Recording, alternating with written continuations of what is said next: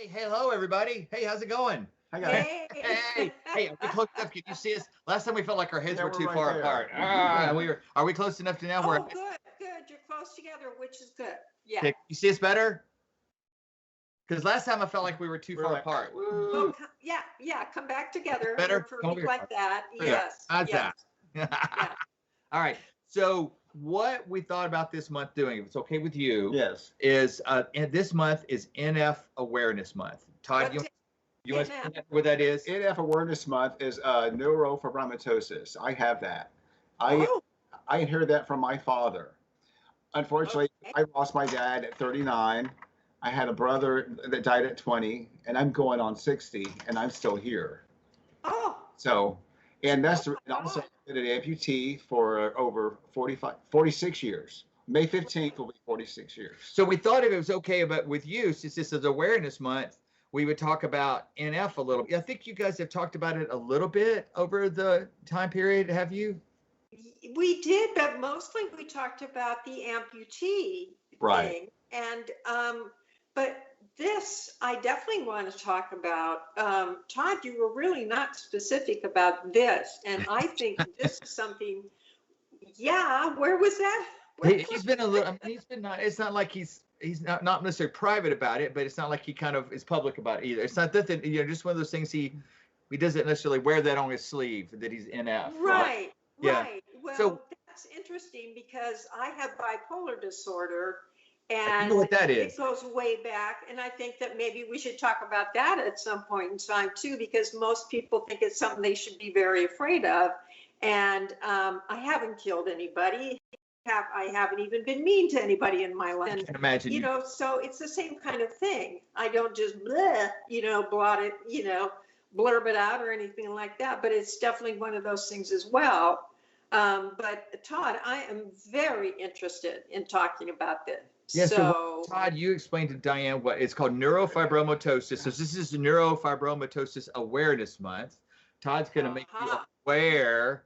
I would love that. Of what it is. So Todd, why don't you explain to us, as you're the expert, what neurofibromatosis is? It's also known as NF1 or NF2, where tumors can grow anywhere inside and outside the body along our nervous system. Oh my! You have scoliosis. Have an older brother and a younger brother that had scoliosis, which curved to the tibia, and later they had to have a Harrington rod put in their spine. Oh.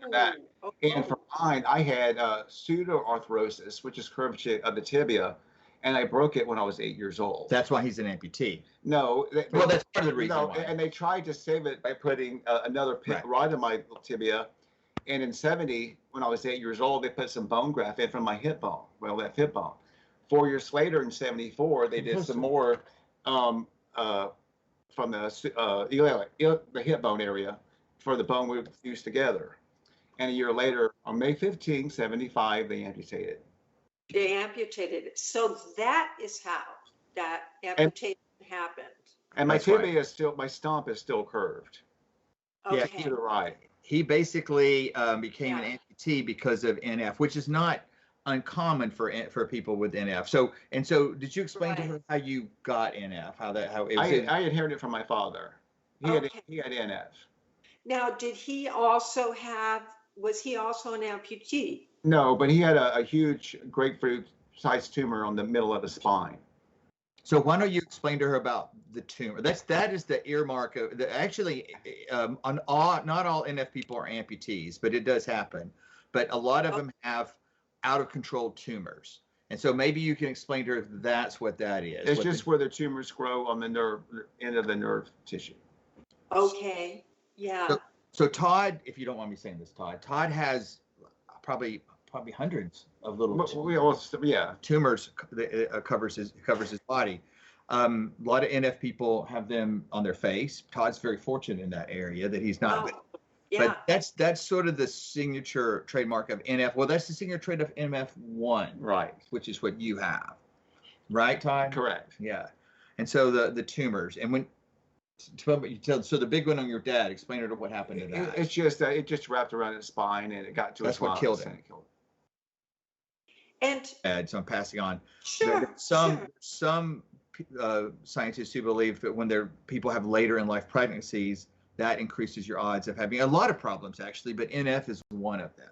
So like my sister and my brother and brother-in-law's case, she had this child, was the last one later in life, and he was born like Todd.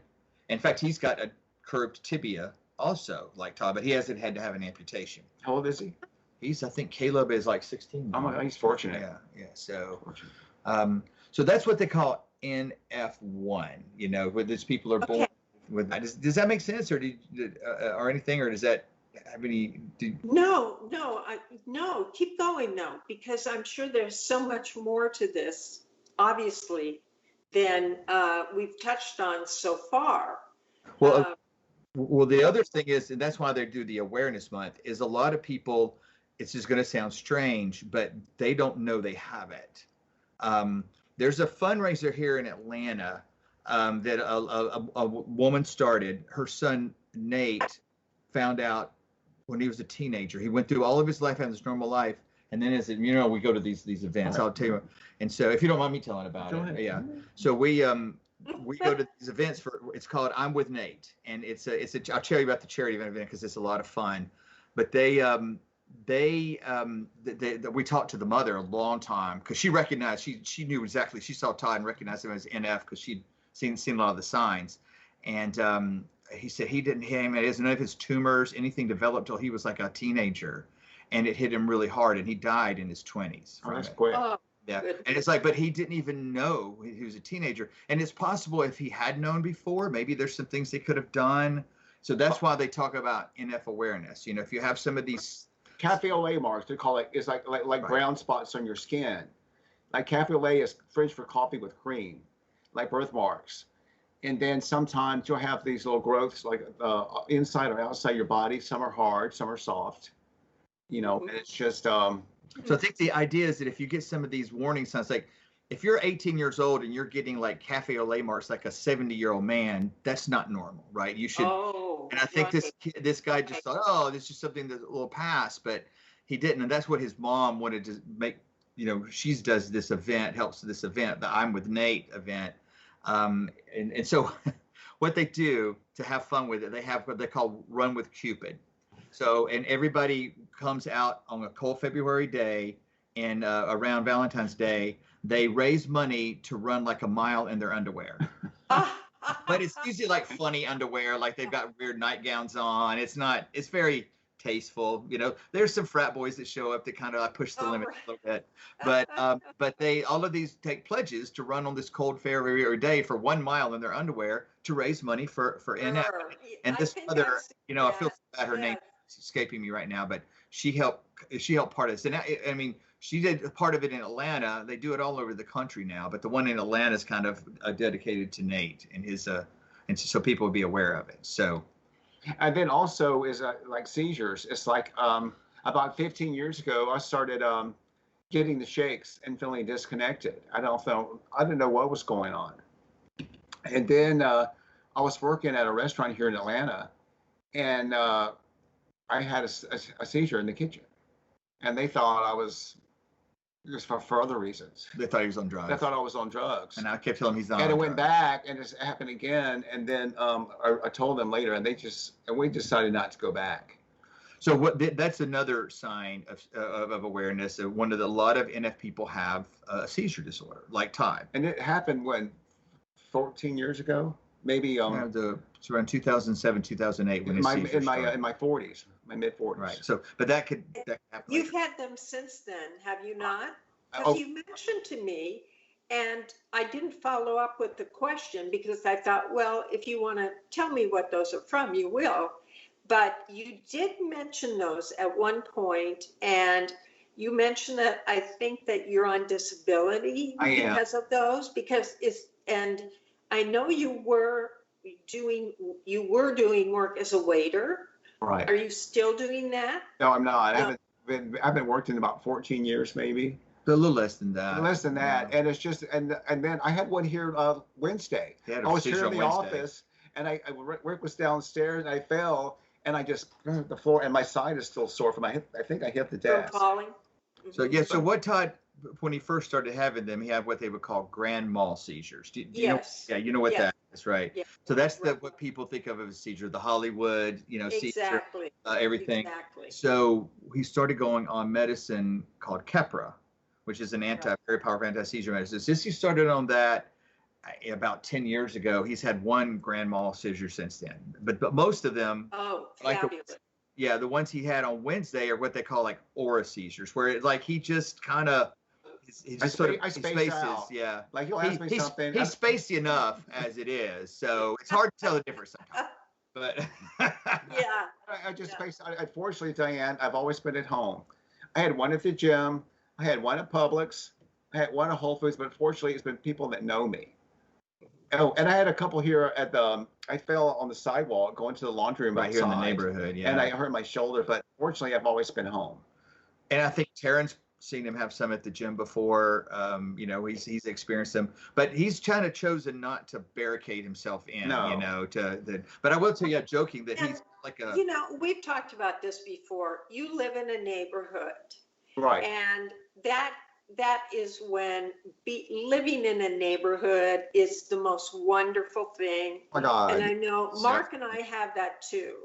And that's right. It's the best. Yeah. It's the best being at a point in your life when you have the most wonderful experience of living in a neighborhood. And I don't mean just your immediate neighborhood, but the folks at Publix and the folks that you work out with. And your world is such that you have the wonderful experience of knowing. It's like community. Yeah, you have a community. Diane, we're in Jesus Junction. There's like 3 churches around us too, if we decided to go. So I love our neighborhood. Yes. I go everything. And we have La Fonda across the street and a pizza place across the street. And right. Y'all are like that too. Y'all are in a place where you can get to everything, right? Is here. Yes, we have the places we love to go, and not all of them are right here, but they are around us here in the Roswell area, not too far away. You're in the Roswell area. We are regulars at these particular places. We know our pharmacists really well. We know the cashiers at Publix really well, and the guys who stock the shelves. Right. And just, we are really into knowing who we see and hear and speak to, and it's just, that's who we are. That makes the difference. They love that. Yes. Folks who work at the places where you go absolutely love being friends with the customers and their clients, and that's the best for them. Right. That's what makes their day. And as clients and shoppers, that's what we love, because we're at a point in our lives where that's the best for us too. Exactly. It's wonderful. So having your neighborhood is just fabulous. And for someone like you, and for me too, because being someone in my shoes, it's the same thing. My life is very dependent on my medications and my physicians, my pharmacists, and it's important for me to be, in the produce section and that sort of thing. And I am it's really important for me to know my neighbors and my neighborhood and, and the folks who service me. So kind of thing. It's really important. You're comfortable talking about bipolarism, then you're not. Oh, I talk about it all the time. I think that's great because it demystifies it. Well, yeah, and I used to be, and this, of course, we can talk about more when we talk about a segment on mental health. Yeah. And how important it is to know about it, because 20% of the population is mentally ill. Now, who would know that? A lot. No one, because no one talks about it. And the majority of that segment will not get help because of stigma. Stigma's a big thing. Yeah, exactly. It's a huge thing. I think that's great that you talk about it, because it's helpful. It's healthy. It makes people, because somebody may be struggling with it, and then you talk about it and well, she seems like she's okay, and then make people feel safe to come talk about it. And that's kind of what we're talking about NF today, because maybe if somebody's experiencing, if you feel like like, well, you bring up mental health. Another signature issue of mental health is people, and if people do have, I mean, Todd doesn't like to use it. They say learning difficulties. No, it's not. It's learning differences. So I comprehend. Great way to put it. Yes, and with Todd's situation, it's on the outside, which can be scary to people. Exactly, but with mental health, it's on the inside, which is also scary to people. Right. It's just not obvious until someone acts out. Right. Or someone stays in and is frightened to go out. Right. So that's why you have people in your neighborhood that see you and they know you're this, hey, she's okay, and everything. It kind of reinforces it. Exactly.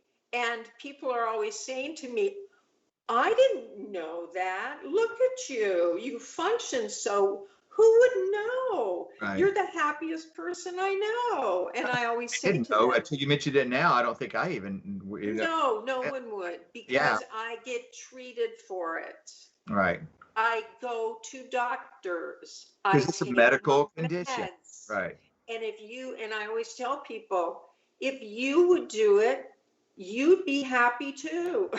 It's like, take care of yourself. So when we talk about bipolar, takes care of himself.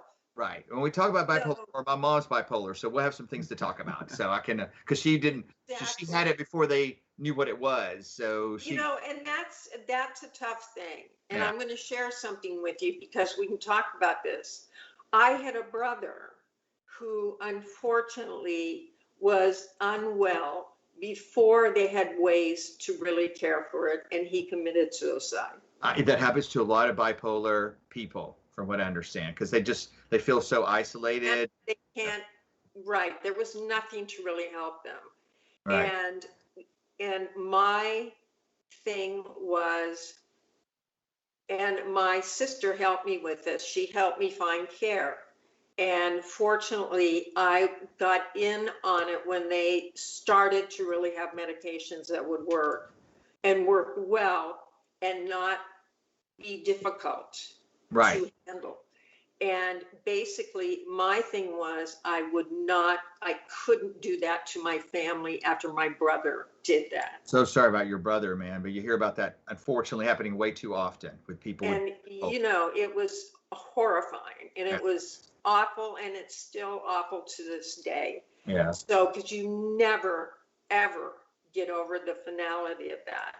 The questions and the wishing that he could have been. What could you have done? Yeah. And I couldn't do that to my parents and my family. I couldn't let that happen to them again. So I was motivated.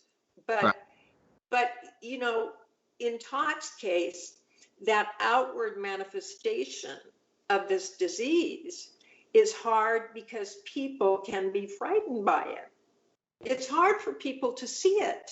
Tell them the story. I remember when we were kids in Mississippi, we went to a lake, and my dad had his shirt off, and he had, most of it was bigger. He had one on his back like this. I remember kids walking by, just kind of looking and pointing at him, staring. Yeah. Well, and wasn't there? So Todd has a lot of friends on Facebook that are NF. Right. Didn't you tell me a story? Oh, sure. A guy in Texas who had NF, but he had some places on his face. Was it Reggie, the African American guy? Was in the one who they wouldn't pick him up. The Lyft driver wouldn't pick him up. I think so. No, that was someone else on Facebook. I met. Yeah. They would not. So someone on Facebook, he called a Lyft driver, and he was on one of the talk shows. Oh yeah, he was. I don't want to. Maybe it's Lyft or Uber. I don't want to pick on one of these guys. But it was rideshare, and so they picked him up, and when they saw that he had some distorting tumors on his face, they drove away. They just drove away, because, it just scared him. And I thought that's the other thing about NF awareness is to let people know this is not like contagious, you can't catch it. Yes, and see, that is, that tends to be something that humans do when they are frightened by something visual, is they tend to back away with fear. Yeah. And I think if it is a feeling of, oh, that's contagious, I don't know if that's what it is, or other than just abject fear. It could be just the fear of the unknown, and that's what awareness is about. Talking about it, there's nothing to be afraid of. I know that seizures because I've researched them, they were until late into the 20th century, about halfway through, there was still a lot of scientists who thought you could get them from, if somebody had a seizure, you could get a seizure from looking at from somebody having a seizure. And there was a lot of people with seizures and epilepsy who weren't allowed to have children. Some of them were sterilized, against their will. And this was in the 20th century. We're not talking about the Middle Ages. Right. Some of them were given those crazy, lobotomies that crazy guy did, like, poking the needle up through your eye. And so, because they didn't, they were afraid, like you said, and they thought there was a cure. Well, think about it. First off, remember Hitler, one of the things that he was doing in The Final Solution was literally taking people and literally just killing them if they had any kind of physical difficulty or abnormality. Now, go back years and remember that people were considered full of demons, or they had a demon if they had anything wrong with them. And go back farther than that, or further than that, and they had demons in them, and they were monsters. That explains why he acts the way he acts. That explains so much. Yeah. I'm just kidding. They honestly felt if a person was that different, that they had monsters, and they were unclean. They were unclean. So nobody would touch them. Right. Remember, they were unclean. Right. And you were to be afraid of them because they had a demon, they had a monster, they were monsters. So, humans from the very dawn of time were afraid because of uncleanliness, because they were monsters, because they felt that you could catch something from them. Because they didn't know, they were unaware. It's deep inside of our psyche. Right. And these things take so long to get out of the gene pool, the fear. But you know what? We can always hope that the latest generation, there's going to be a generational shift at some point, because they know, and maybe they'll be less fearful. Maybe they won't be fearful at all when they see these things. Yeah. Maybe it'll work itself out of the gene pool, but these things are in the genes. Yeah. They're in the genes. Type of fear. But it's also when you look at things like being fear. And this is on nothing at all on the same plane, but it could be along the same lines somehow. One time Mark and I were on the trail, and this young lady was walking along at a frantic pace along the trail, and behind her, probably 10 yards, there was this little tiny little terrier dog who was running along behind her. And Mark and I said, "Hey, is this your little dog?" And she said, "No, I'm terrified of dogs." And we said, "The thing is like 6 pounds." Hey. She said, "I know, but I'm terrified of dogs." It was running from it. Almost, if it wasn't so sad, it'd be comical. I mean, like this. It was. And Mark and I said, "You're kidding, right?" And she goes, I'm just sure, and we're like, "What, do you think he's going to kill you?" We were just, but it's so stupid. But I mean, we can't call her stupid, but for something to be that ingrained in her, was just absolutely unbelievable. That's crazy. Did she ever? Was it a stray dog? Did you ever find that story? It was some. I'm not a ferocious beast that got away from some kid like 16 years old was down the hill at the river, and the little ferocious beast got away. I just want to call him something I shouldn't say. And he didn't have the little thing on a leash, and it had been.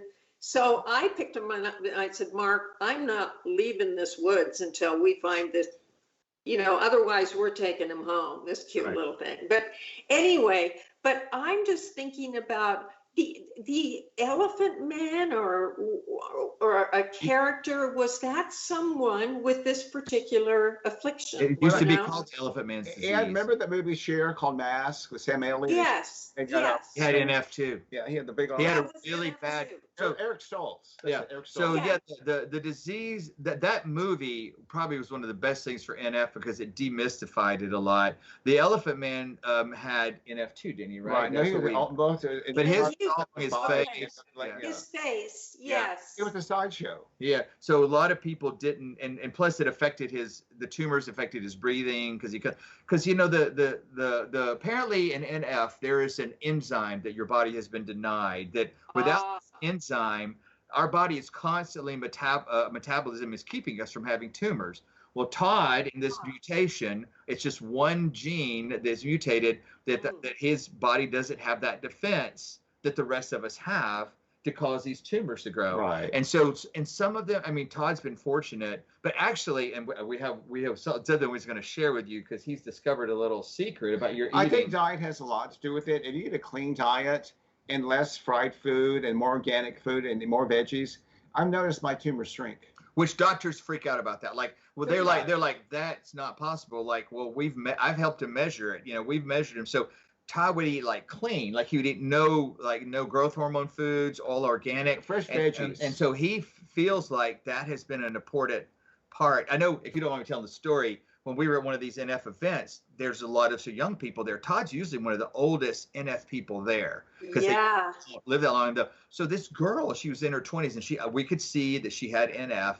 And she came up to him. She goes, "How old are you?" And he told her like the time I think it was his 50s.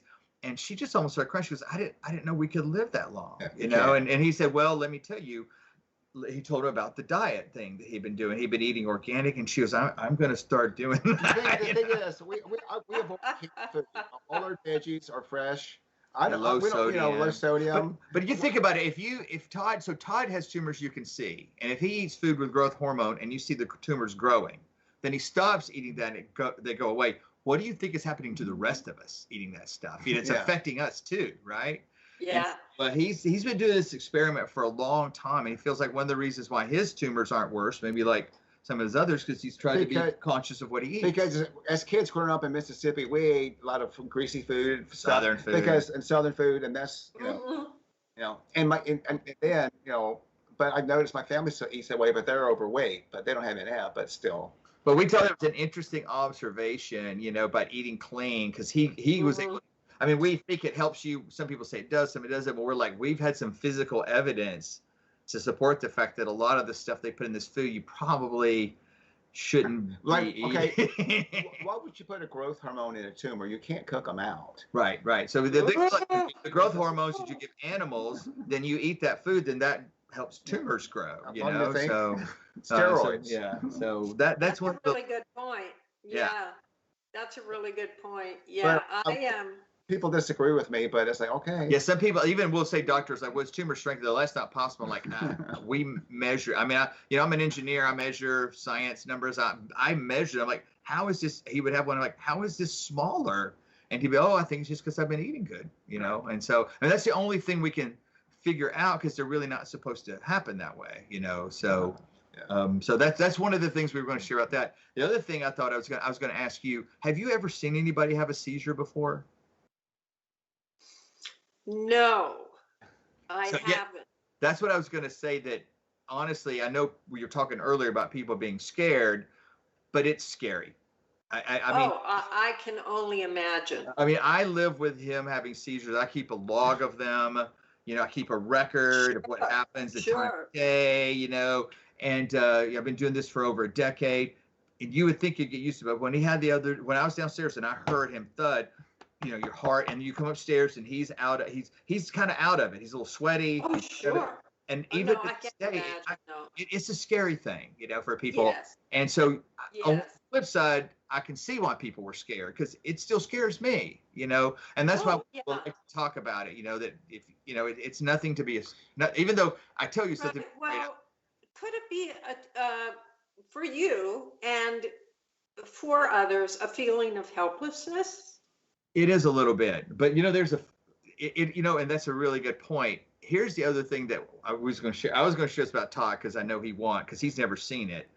But of all the times you've had seizures, I've recorded some freaky things that have happened. Like, I swear, I don't know what you believe about guardian angels or anything. Oh, yes. He has had some, like, and this is just one I pull off the top of my head.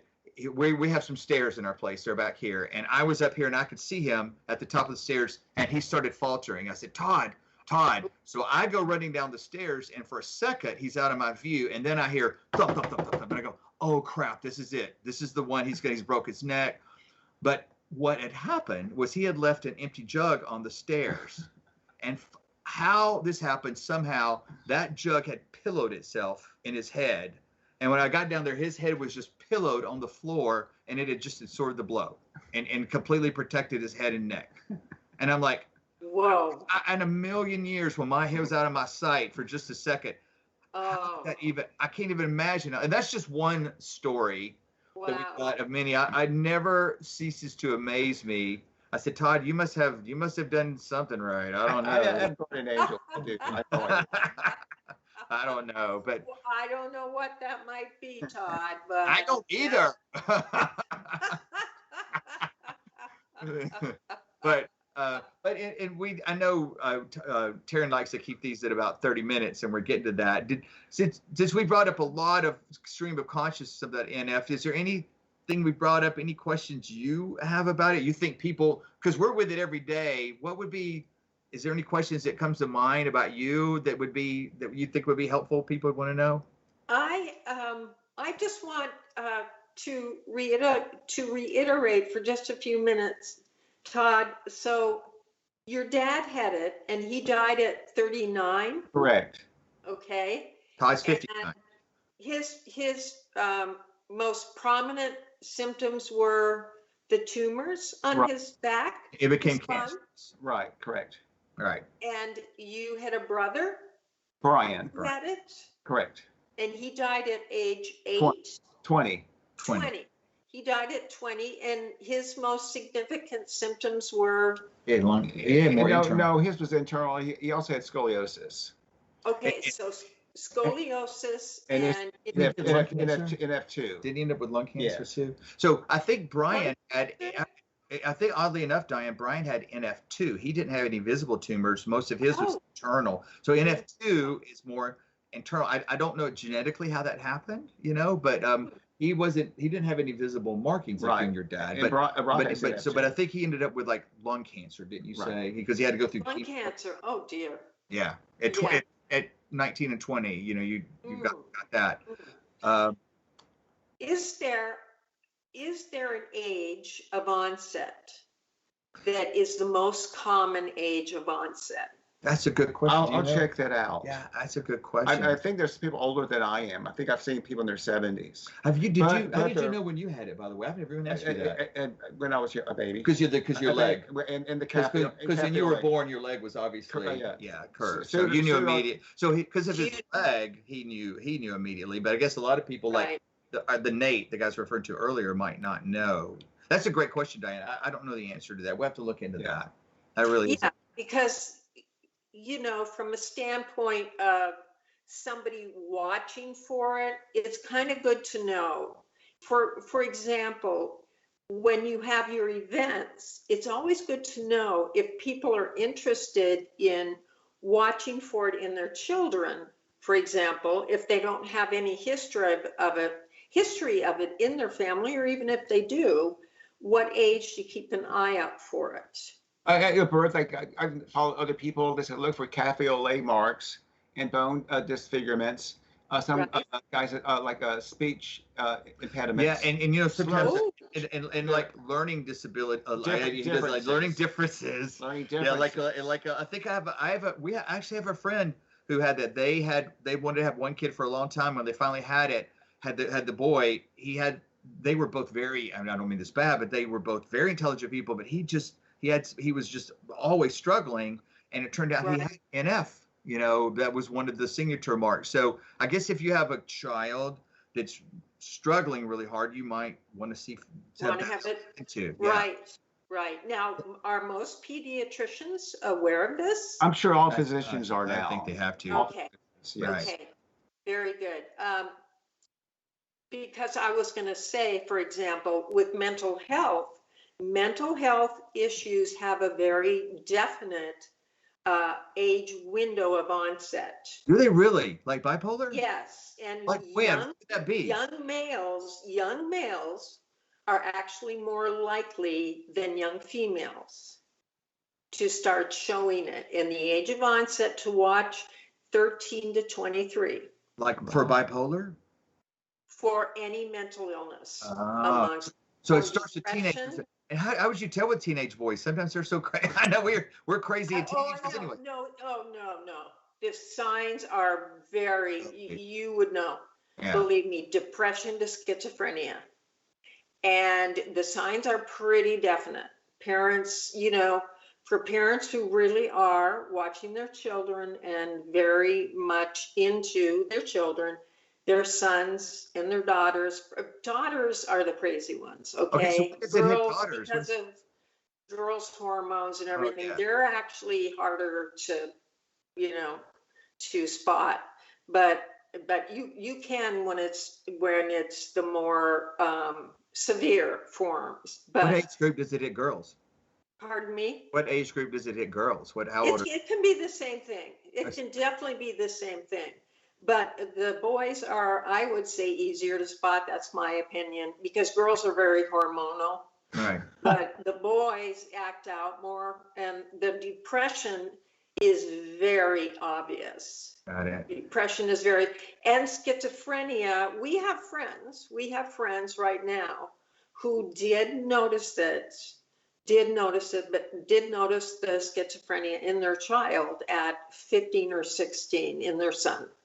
So, and I can tell you more about that. One of the things that I did, because I did come out to, I got involved in mental health organizations for myself, and because my brother had committed suicide, I wanted to get involved with mental health organizations to be someone who came forward and said to others who were going through it acutely, I went and I got involved with groups to say, hey, I just want you to know I'm someone who is involved because I want to be here for you to say, you know what, you can get through this. Right. I want to be a role model for you. And so they started sending me out, because I was the speaker at the time. They started sending me out to professional groups all over Southern California to speak to them about mental illness and how it can be under control, how to tell amongst their employees, how to be aware of it and also accepting of it. And I spoke to the IRS, I spoke to UPS, I spoke to businesses all over Southern California. And that was my way of giving back. I was not paid for that. So, and I went on television about it, That's radio. Great. You helped bring awareness, is basically yes. what you were doing. Yes, I was an educator, a mental health educator. That was what I did in my own time, unpaid. And there was a definite need for someone to do that. Mm-hmm. So I was on call for the Mental Health Association and the Alliance for the Mentally Ill. And that's what I did for the United Way. That sounds great. That's what let's definitely, let's definitely talk about that next time. Can we make that kind of? Yes, I would love to talk about it. I would love to talk. I love it. So badly needs to be talked about because it's the hidden illness. Right. It definitely is because there's no like you said, no physical, to it. No. Now I would say the pandemic really brought it up. Really? All the loneliness, all the people living together, maybe one had it and one didn't. And it became very acute in that situation, particularly if that one was not being treated. And if you were alone and you weren't treated. So the pandemic really brought it out. Sure it did. Mm-hmm. Well, let's talk. I know Taryn likes to keep these things at we're kind of getting Oh, yes, 40 yes, minutes. I know. So, But Todd, thank you for sharing. I didn't realize about this, and I think this was great to find out about it. And I hope you can see more about it in the future, even when we talk about my topic, because there is that fear factor on the part of others, just like there's that fear factor among others toward the mentally ill. Right. Yeah. Thanks for letting us talk about this today. Because what is NF Awareness? I know it's a month, but there's a day. Awareness Day is the 17th. 17th of May, NF like Awareness blue Day. And green. Wear blue and green. I wish I could say. I will. I love blue. My favorite awareness. Yeah. You can Google it. There's a lot of information I about shared it. several links. I wish I could share some links on this episode. When it's done, we'll share this out there. The only thing I think we also found out too is talk about being aware. It's like somebody like you talks about it. I think we found out that Gillian Anderson, the lady who starred in the X-Files. Oh yeah, her brother. Her brother has. Oh yes. Yeah, and she's been very actively involved in trying to bring awareness to it also. So it always helps when somebody talks about it, and people who or who know other people and kind of influencers kind of bring awareness to it. And so hopefully we talking to you today, we just wanted to make you aware of it. Maybe you can help make other people aware of it. Yeah, we can donate. We can donate to an organization online. It's Tumor Foundation. Yeah, we were talking about that. So you can go. We were saying what would be some places for people to donate. So we didn't have any right off the top of our head, but I think Todd said other than the Children's Tumor Foundation. Right. All right. Yeah, exactly. Right. Exactly. That's what I was thinking. It's a great day to go online and say, hey, here's my part. Yeah, exactly. Well, that would be. Did you have anything else you wanted to talk about? I'm good. I'm good about it. Thank you for sharing your story. Absolutely. Thank you. This is great, guys. I'll talk to you later. All right. We're going to sign off then, you guys. All right. Bye, Diane. Bye, Diane. Thank you so much. Bye, guys.